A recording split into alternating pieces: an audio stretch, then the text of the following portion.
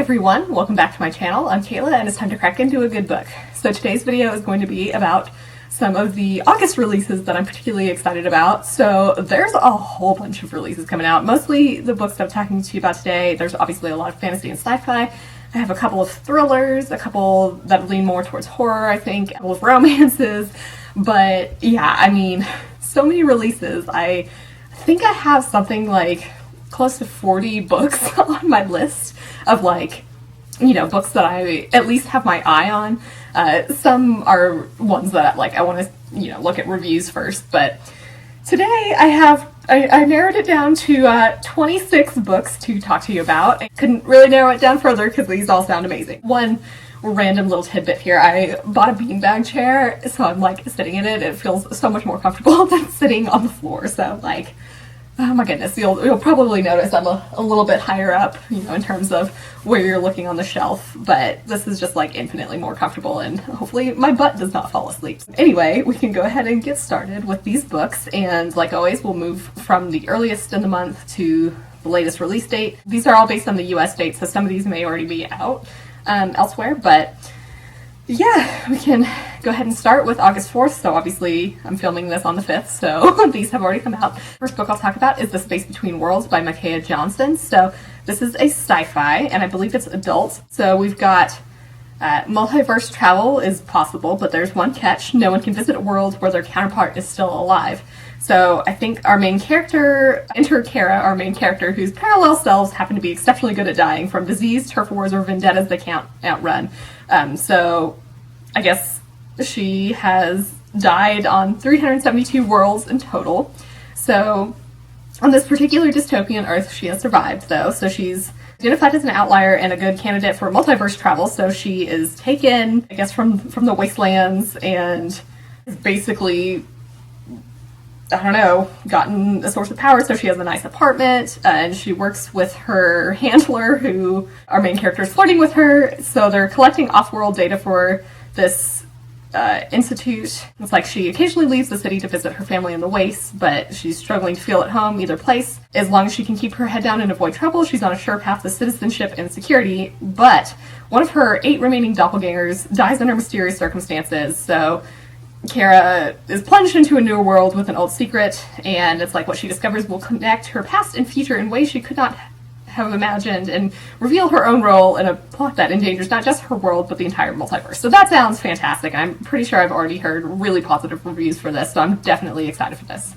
The next book I'll talk about that has already come out August 4th is Space Station Down by Bova and Doug Beason, and this is also a sci-fi, and it's pitched as Die Hard, but up on a space station, basically. So this is also a techno thriller, I think. So we've got an ultra-rich space tourist visiting the International Space Station, and NASA pretty much thinks that his visit will bring in a lot of funding and publicity, but apparently this turns into a scheme of terror. There's some sort of extremist cosmonaut, and the tourist slaughters all the astronauts on board the ISS and prepares to crash it into New York City. And they're basically trying to wipe out the world's financial system. So it's all that stands between them and their deadly goal is the lone survivor aboard the ISS, Kimberly, who is a newly divorced astronaut who has barricaded herself in a secure area. So that sounds really intense, obviously. So I enjoy sci-fi thrillers, so I think that this looks very promising.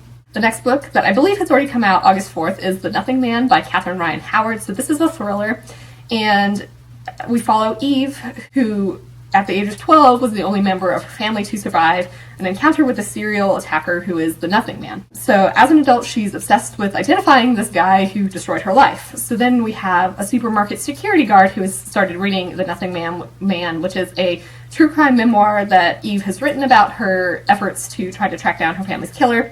And I guess he's getting more and more mad as he reads this book, because it's he's not just interested in reading about the Nothing Man, he is the Nothing Man. So he realizes how close Eve is to finding the truth, and he knows that she won't give up until she finds him, so it's he has no choice but to stop her first. So that sounds really good. The next book that has already come out on August 4th is The Dark Tide by Alicia Jasinska. I tried to look up pronunciation, but couldn't find much, so hopefully I got that right. This is a YA fantasy, and it's based on the sinking island, I guess. So every year, on a certain day, the witch queen, I guess, of this place lures a boy back to her palace, an innocent life to be sacrificed on the full moon to keep the island city from sinking. So that already sounds intense. One of our main characters, I believe, is convinced that her brother is going to be taken this year, and so she's trying to save him and enlists the help of the boy that she secretly loves and the only person to ever escape from the palace. But they draw the queen's attention, and this boy that she's interested in is ultimately chosen as a sacrifice. So our queen watched her sister die to save the boy she loved, I guess, but she's like, now as queen, she's not going to make the same mistake. She's willing to sacrifice anyone if it means saving herself and the city. Lena, this first main character, offers herself to the queen in exchange for this boy's freedom, and they're, I guess, awaiting the moon together. But basically, each character is not what the other expected, and against their will, they find themselves falling for each other as water floods the streets and the dark tides demands its sacrifice. So that sounds honestly pretty great. It says it's perfect for fans of the wicked deep and a curse so dark and lonely, witchcraft books, dark fantasy fiction, and LGBTQ books. The next book that has already come out, August 4th, is The Good for Nothings by Danielle Banas. This is a YA sci-fi that's basically pitched as being perfect for fans of Guardians of the Galaxy, The Lunar Chronicles, and Firefly. So I think we've got... This definitely reminds me, just even the cover reminds me a lot of Guardians of the Galaxy. So we've got one character, Cora, who is basically trying to join the family business of theft and intergalactic smuggling, but she's really bad at it. So she finds herself in prison after a heist goes very wrong and strikes a bargain with the prison warden. So he'll basically get rid of her record if she brings back this long-lost treasure that's rumored to grant immortality. So she's always a little kind of I don't know about that, but there's no other way out, so she's going to have to do this. And she's assembling a crew from her cellmates. So we've got a disgraced warrior from an alien planet, a cocky pirate who claims to have the largest ship in the galaxy, and a glitch-prone robot with a penchant for baking, and they all go off on this treasure hunt. So they find out that this too-good-to-be-true treasure is actually, in fact, quite real, and they're not the only crew on the hunt for it. So, and it's obviously a prize worth killing for. So that sounds just so much fun. I am super excited about this for sure. The next book that has already come out, August 4th, is Set Fire to the Gods by Sara Raasch and Kristen Simmons. So this is a YA fantasy, the first book in a duology. So this is basically pitched as Avatar: The Last Airbender meets Gladiator. So, both of those are great. So I'm excited to see what this is, all about. So we've got one character, Ash, who is descended from a long line of gladiators, and I guess her mother dies in an arena, and Ash is vowing to avenge her by overthrowing her fire god, whose temper has stripped her country of its resources. And then we have our other character who has grown up fighting on the streets to pay his family's taxes, I guess. It's like he has some sort of dangerous secret. He doesn't have the Earth God's powers like his opponents. He has some sort of other elemental gifts that hasn't been seen in centuries. There's some sort of attempted revenge plot that goes horribly wrong. Ash throws the fire and earth gods into conflict that can only be settled by deadly, lavish gladiator games. Yes, that sounds so great. So obviously our main characters meet up, or our main character come into conflict because of that. Ash realizes that this other character's powers are the rebellion, or the weapon that her rebellion needs, but he's kind of I don't know about, he's a bit cautious about this and doesn't want to, endanger his family. But the gods force his hand, and they basically uncover an ancient war that will threaten more than one immortal. It will unravel the world. So, yeah, that sounds super cool. I definitely love things that have to do with gladiators. The next book that has already come out, August 4th, is Seven Devils by Laura Lamb and Elizabeth May. So this is an adult sci-fi. That's the first book in a feminist space opera duology. So we have 7 resistance fighters who are trying to free the galaxy from the Empire or die trying. So we've got one character, Eris, who has faked her death and thinks that she had left her old life as the heir to the galaxy's empire behind. She's being recruited into the resistance, and she obviously is back into the fray here. So she's assigned to this mission to infiltrate a spaceship carrying deadly cargo and return the intelligence gathered to the resistance. But her partner, who's a mechanic and hotshot pilot, bears an old grudge against her, so this makes things pretty, challenging. They find this ship and discover 3 fugitives with first-hand knowledge of the Empire's inner workings. So they're all, I think, trying to work together to bring the Empire to its knees, but we've got the clock ticking. We've got this new heir to the Empire who's planning to disrupt a peace summit with the only remaining alien empire to ensure that the Empire continues expanding. So it's if they can find a way to stop him, they will save the galaxy. If they can't, millions may die. So that sounds like a really excellent adult sci-fi. The next book that has already come out, August 4th, is You Had Me at Hola by Alexis Daria. So this is a romance, and it's basically like based on telenovelas, I think. So it's like leading ladies do not end up on tabloid covers. So we have some sort of messy public breakup, and our soap opera star, Jasmine, finds her face splashed across the tabloids. So she returns home to film the starring role in a bilingual romantic comedy for the #1 streaming service in the country. And she thinks that this will be pretty easy, but there's some sort of casting shakeup that pairs her with a telenovela hunk.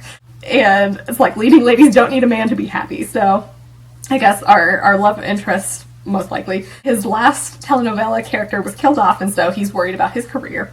So he joins the cast as a last-minute addition to try to, like, you know, save his career and kind of like appeal to American audiences, I think. So he needs to generate chemistry with Jasmine. It's like easier said than done. There's some sort of disastrous first impression that smothers the embers of whatever sexual heat they may have had. And then we also have leading ladies do not rebound with their new co-star. So they're rehearsing in private, but rehearsal leads to kissing, and kissing leads to behind-the-scenes romance worthy of a soap opera. So their on-screen performance improves, but like I guess the spotlight on Jasmine threatens to destroy her new image and expose Ashton's most closely guarded secret. So that just sounds like a delightful romance. The next book that has already come out, August 4th, is The First Sister by Linden A. Lewis, and I believe this is the start to a sci-fi trilogy. So this says it's combining the social commentary of The Handmaid's Tale with the white-knuckled thrills of Red Rising. So this is an epic space opera. We've got the first sister, who has no name and no voice. She's the priestess of the sisterhood, so she goes along with the soldiers of Earth and Mars, the same ones who own the rights to her body and soul. She's abandoned by a captain, I guess, and she's forced to stay on her ship with no friends, no power, and a new captain who she knows nothing about. She's commanded to spy on this guy, but a sisterhood, but discovers that working for the war effort is hard to do when you're falling in love. Then we also have another character who has, I guess, come from the slums and has become an elite soldier of Venus, but was defeated in combat by this new captain.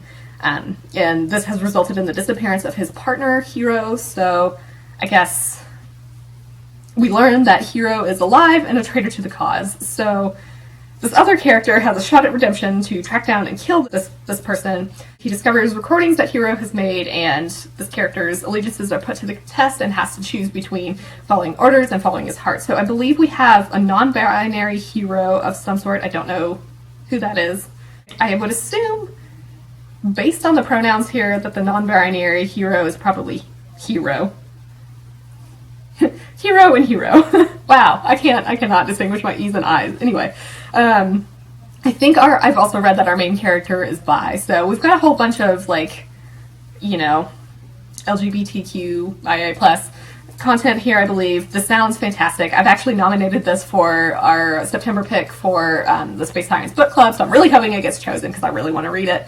But even if it doesn't, I'm still going to read this anyway. Okay, so now we move to August 11th, and the first book I'll talk about here is By Force Alone by Lavie Tidhar. Hopefully I pronounced that right. I tried to look it up again. I'm doing my best. But this is a retelling of Arthurian myth. And basically it's like everyone thinks that they know the story of King Arthur and his Knights of the Round Table, but the fact is they don't know shit. So we've got Arthur, who is an overpromoted gangster. Merlin is an eldritch parasite. Excalibur, it's like a shady deal with a watery arms dealer. Britain, a clogged sewer that Rome abandoned just as soon as it could. So this, I mean, what more can you ask for? I mean, this sounds honestly like hilarious, and also just kind of like a perhaps gritty retelling of the King Arthur myth. So I'm definitely here for this. The next book that comes out August 11th is Stardaughter by Shveta Thakrar. I listened to the pronunciation like a million times. Hopefully I'm close enough. But this is a YA fantasy, and this is a blend of Hindu mythology and kind of like similar themes as Stardust by Neil Gaiman, I believe. So our main character is the daughter of a star and a mortal, and so she's used to keeping secrets, so she's trying to be normal. We've got, I guess, her starfire accidentally flares, and so this causes her human father to go to the hospital. So she needs to have a full star's help to heal him, like a star like her mother who returned to the sky long ago. So her quest to save her father will lead her to a celestial court of shining wonders and dark shadows, where she's like becoming the family's champion in a competition, yes, to decide the next ruling house of the heavens and win or risk never returning to Earth at all. So that sounds great. I really like Stardust quite a bit. You know, I'm always big into mythology, and I'm super excited to see how this goes. The next book that comes out August 11th is A Chorus of Fire by Brian D. Anderson. So this is the next book in the series following Bard's Blade, which I read recently. I can't remember if I've already talked about that or not. I really liked it, so I'm definitely excited to keep going with this. Basically, it's more of like a classic fantasy tone, I think, where we've got our characters going on quests, we've got like an evil being kind of coming into play, but I feel like it kind of builds on this more classic theme, and we've got a lot of really interesting stuff happening. We've got, the conflict is kind of coming to a head now. I think the enemy is becoming bolder. This enemy's reach has extended into like the heart of the territory, and you know, war is inevitable. So we have one character who is trying to attain the power she needs to make the world safe again, but basically it's like not easily acquired and will test her limits. And, you know, she has to look deep inside herself to find the strength to achieve what she needs to do, essentially. But we also have our other character who is kind of like on a much darker path. So basically he's serving a man he doesn't trust in the name of a faith which is not his own. But, you know, I don't want to like spoil things from the first book, but there's some conflicts that have been introduced, and I think this particular main character thinks that something is going on other than what it actually is. That was incredibly vague, but but basically I think we're going to, our characters are going to come back together, and it's like they're going to confront more than just the power of Thakrar. They have to face themselves and what they've had to become. So definitely excited to read this. The next book that comes out August 11th is Cia Martinez and The Moonlit Beginning of Everything by Raquel Vasquez Gilliland. I think I may have mangled that. It's unclear to me if that like very last name is supposed to be pronounced in Spanish or English. But anyway, this is, I think, a YA sci-fi. And this is about a Mexican-American teen who discovers profound connections between immigration, folklore, and alien life. It's been 3 years since like some ice raids and phone calls from Mexico and an ill-fated walk across the Sonoran. So I guess 3 years ago, our main character Cia's mom has disappeared, and Cia wants to move on, but it's like, I guess it's hard in her tiny Arizona town where people refer to her mom's deportation as an unfortunate incident. So Cia knows that her mom must be dead, but basically every new moon she goes into the desert and lights candles to guide her mom home. But one night, things kind of take a turn. We've got a blue-lit spacecraft crashing in front of her car, and it's carrying her mom, who is in fact alive. So she's trying to save her mom from armed, quite possibly alien soldiers, and discovers secrets as profound as they are dangerous. So this explores first love, family, immigration, and the universe. So that sounds really cool, and I love that it takes place, at least partially, in Arizona. The next book that comes out August 14th is Driftwood by Marie Brennan. So Marie Brennan wrote the Lady Trent series, which I really like. So this is the first novel in a new fantasy universe.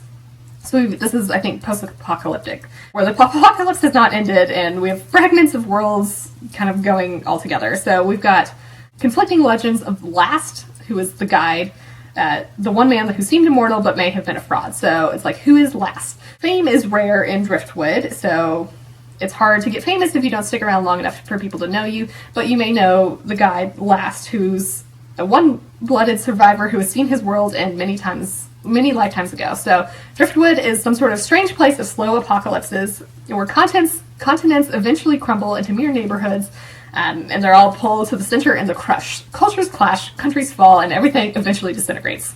Within the shreds, a rumor goes around that Last has died, so people are coming together to commemorate him, and it's like, but who really was Last? Lying liar or heroic savior? A mercenary, a charlatan, a legend, a man, an immortal, perhaps even a god? So this sounds kind of bonkers, but I'm really excited to see what this is like. It sounds very promising, and again, I've read several, not only the Lady Trent books, but some of her Marie Brennan's older books as well, so, and I enjoyed them, so I'm definitely excited to see what this is like. Now we move to August 18, and the first book I'll talk about here is All Eyes on Her by Ellie Flynn. So I think this is a YA thriller. It's told from the perspective of everyone except the alleged killer, who's a 17-year-old girl. So it's like, you heard the story on the news. A girl and a boy went into the woods. The girl carried a picnic basket. The boy wore bright yellow running shoes. The girl found her way out, but the boy never did. So everyone thinks they know what happened. Some say that Tabby pushed him off the cliff because, you know, she didn't even like hiking. She was jealous. She was tormented by demons of some nature. Others think that he fell because this girl loved him. She would never hurt him, even if he hurt her. It's like, but what is the real story? So it's told from everybody but Tabby herself, as people are, like, trying to, I guess, string together the events that led her to the cliff. Because everyone thinks they know a girl better than she knows herself, but what do you think is the truth? So that sounds pretty great. The next book that comes out August 18th is Loathe at First Sight by Suzanne Parks. So this is a romance about video gaming. So basically we have our main character who has landed her dream job as a video game producer, but basically it's like this job comes with challenges. We've got an insufferable CEO, sexist male co-workers, an infuriating yet distractingly handsome intern, who is, I guess, the nephew of the boss. So she thinks that she's made like a really terrible career move, but her luck changes. So she basically, oh my god, creates a mobile game that has male strippers fighting for survival in a post-apocalyptic world. So this joke ends up becoming the highest profile project at the studio, and she's obviously in charge. So this intern is assigned to her team, and she's like assuming that he's going to be completely useless, but they grow closer together, and she realizes that he's smart and sexy. So obviously they're attracted to each other, but the main character knows it's time to pump the brakes, even with her Korean parents breathing down her neck to hurry up and find a man. I guess once her project is about to launch, she faces a lot of complications, including a devastating trolling scandal. So yeah, I guess this almost ruins her life, and so I guess, I don't know, our love interest is he going to like help her play the game to win or not? So this sounds really great. I like this video gaming aspect. Next on August 18th is Raybearer by Jordan Fueco. So this is a YA fantasy, and this sounds fantastic. I've already heard great reviews about it. One of our main characters, I think, was raised in isolation by a mysterious, often absent mother known only as the Lavie. So her mother sends her to the capital of this empire to compete with other children to be chosen as one of the Crown Prince's Council of 11. If she's picked, she joins with the other council members through the Ray, which is some sort of really deep bond. And our main character, I think, is like really wanting this just to have like a place to belong and these close connections. But basically, the lady, her mother, has other ideas, including a magical wish that she is our main character is compelled to obey to kill the Crown Prince once she gains his trust. So she's obviously like not thrilled about this and doesn't want to be someone else's pawn, but, you know, is she strong enough to choose a different path for herself? So I've heard that this is really cool and very unique, and I definitely want to read it for myself. Now we move to August 25th. First book I'll talk about here is Emerald Blaze by Ilona Andrews. So this is the next book in the Hidden Legacy series, and this is like the second installment of this like second trilogy. It's like a paranormal romance where we've got people with various magical powers, and we have like these primes who are very powerful, like heads of houses essentially. So we follow Catalina, who's going to be working as the deputy to the Warden of Texas, overseeing breaches in magical law, but that obviously has some risks as well. Her house is under attack and monsters haunt her at every step, so she's forced to rely on this guy Alessandro, who is the prime who crushed her heart.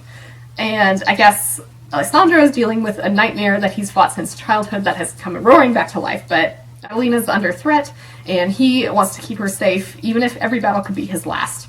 Catalina won't rest until she stops the use of the illicit power-granting serum that's tearing their world apart. So I'm obviously going to get this. I love Ilona Andrews' writing. It's a husband-wife team, but you know, I think I've basically read everything that they've written and loved it, so I'm obviously going to get this. The next book that comes out August 25th is Incin Schedule by Kevin Hearne. So this is set in the world of the Iron Druid Chronicles, which I'm not sure I've talked about much on my channel, but I really enjoyed this. It's an urban fantasy series about a druid. So we're returning to this world in a spin-off series about an eccentric master of rare magic solving an uncanny mystery in Scotland. Our main character is blessed with an extraordinary white mustache, an appreciation for craft cocktails, and a most unique magical talent. He can cast spells with magically enchanted ink, that's cool, and uses the gifts to protect our world from rogue minions of various pantheons, especially the Fae, but he's also cursed because Anyone who hears his voice will begin to feel an inexplicable hatred for him. So he can only communicate through the written word or speech apps. I guess his apprentices keep dying in strange freak accidents. His personal life is crumbling around him, so he's like trying to devote his life to his work and try to figure out what's going on with his curse. So I guess his latest apprentice turns up dead in his flat. I guess we discovered that this apprentice was leading a secret life of crime. So our main character is forced to play detective while avoiding actual detectives who are wondering why death seems to always follow him. This will lead us through Scotland's magical underworld, and we have some sort of mischievous hobgoblin to possibly help out. So this is another one where I'm definitely going to get it. I really enjoyed the Iron Druid Chronicles, and I'm super excited to return to this world. The next book that comes out August 25th is Where Dreams Descend by Janella Angelis. So this is a YA fantasy that's kind of like Moulin Rouge meets something, I believe. It's like in a city covered by ice and ruin, a group of magicians face off in a daring game of magical feats to find the next headliner of the conquering circus, only to find themselves under the threat of an unseen danger striking behind the scenes. Each act becomes more and more risky. We've got a whole bunch of missing magicians piling up. So 3 of them, I think, are forced to reckon with their secrets before the darkness comes for them next. So we have the Star, who's a powerful showgirl out to show that she's the best no matter what. The Master, who's the keeper of the club and has been telling lies, I believe, and then we have the Magician, who is the brooding judge with a dark past he can no longer hide.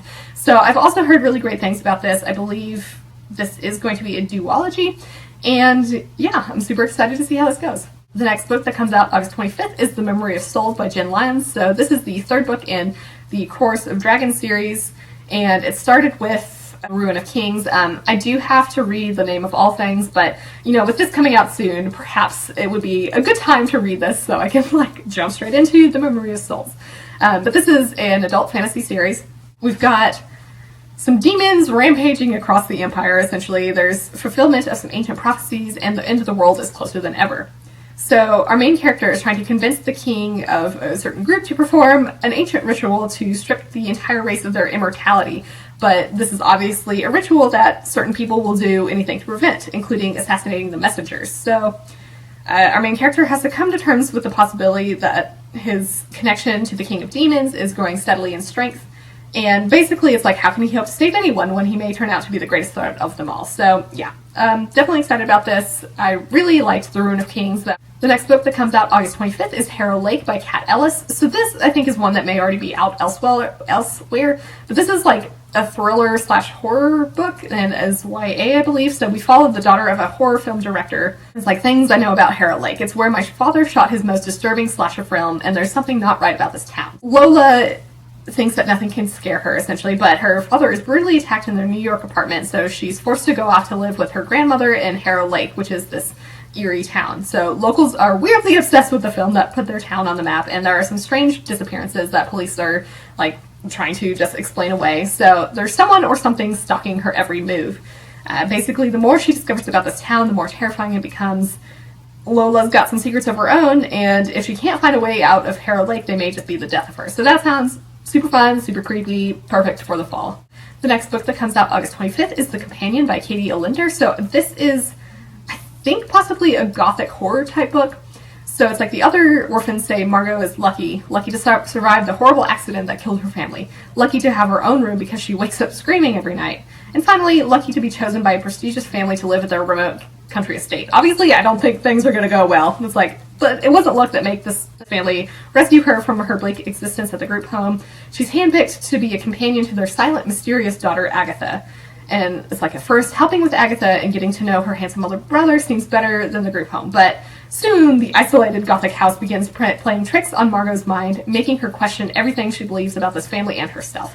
It's like her bad dreams may have stopped when she came to live with Agatha, but the real nightmare has just begun. So that sounds super fantastic, super creepy, again, perfect for the fall. And the next book that comes out August 25th is Elatso by Darcy Littlebadger. So this is, I think, possibly like a YA fantasy. We've got some sort of illustrations in here as well, which I think is really cool. So it's like, imagine an America similar to our own. It's got homework best friends and pistachio ice cream. But there's some differences. This America has been shaped dramatically by the magic monsters, knowledge, and legends of its peoples, those indigenous and those not. Some of these forces are charmingly everyday, like the ability to make an orb of light appear or travel across the world through rings of fungi. But other forces are less charming and should never see the light of day. So our main character can raise the ghost of dead animals, which has been passed down through generations of her family.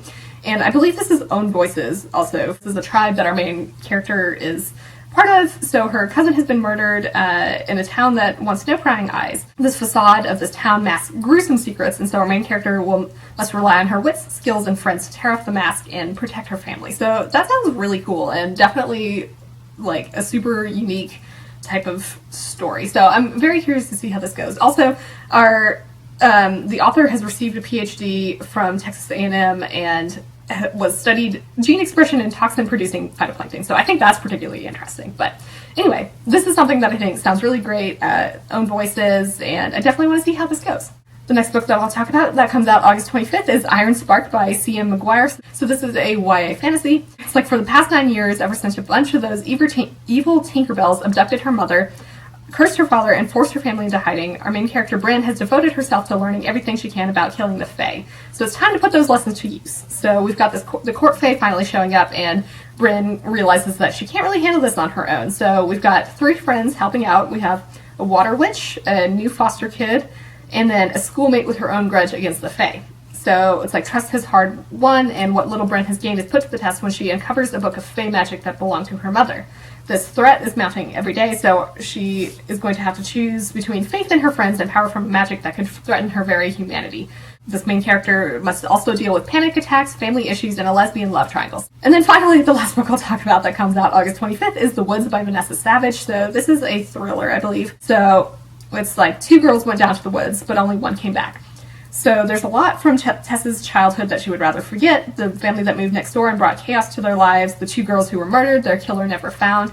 But the only thing she can't remember is the one thing she wishes she could. So I guess 10 years ago, her older sister died, and this was ruled as a tragic accident where the only witness was our main character. But she's never been able to remember what happened that night in the woods. So she's now living in London and has resolved to put this trauma behind her, but she gets an emergency call from her father that makes her return home back to where her sister's body was found and to the memories she thought were lost forever. So that sounds like a pretty fun, creepy thriller. So I'm definitely excited for this one.